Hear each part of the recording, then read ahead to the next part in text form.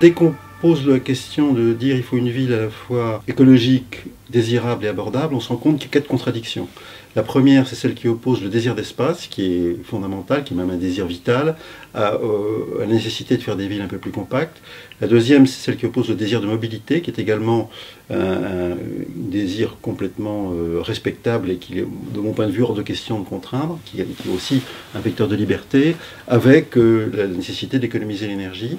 Troisième contradiction, c'est celle qui oppose la ville mondiale ouverte sur le monde et qui est dans une dynamique d'échange avec la planète et l'échelle humaine. On se rend bien compte qu'aujourd'hui, on a une tendance vers la massification des flux, vers des mégapoles qui sont de moins en moins vivables. Donc il y a une articulation à trouver entre la ville emprise sur le monde et la ville vivable.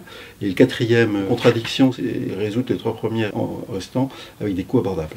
Après 10 ans d'expérimentation dans le domaine de la ville durable, en gros dans la période 2000-2010, on s'est rendu compte que la notion de ville durable était un peu partie dans tous les sens, avec à la fois des options très villageoises comme les écoquartiers de Vauban, ou des options très technologiques comme celle par exemple du groupe FH qui a mis au point un projet de ville intelligente bourrée d'électronique, mais c'est 2 versions du durable assez incompatibles.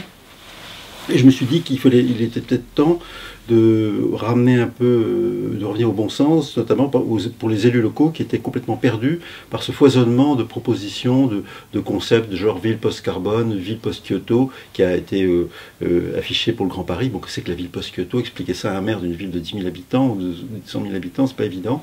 Donc je me suis dit qu'il fallait ramener les choses et de façon simple en disant comment on fait une ville à la fois durable, désirable et abordable financièrement. C'est ça le principe que j'essaie de résumer par le terme frugal. Frugal veut dire bien sûr une économie de moyens, mais aussi ça fonctionne sur le principe de plaisir. C'est un principe épicurien, la frugalité, et c'est tout le contraire de l'austérité et de la pénitence. Ou alors on tourne sur des systèmes complètement autocratiques, la chinoise, où on fait des casernes écologiques, où on parque les gens dans des tours super isolées et on les oblige à monter dans des métros, avec des gens qui les poussent éventuellement dans la rame. Soit on considère qu'on est dans une démocratie, et à ce moment, et que les gens ont, que la liberté de choix de l'habitat est une liberté essentielle, et à ce moment-là, il faut fonctionner sur le principe de plaisir.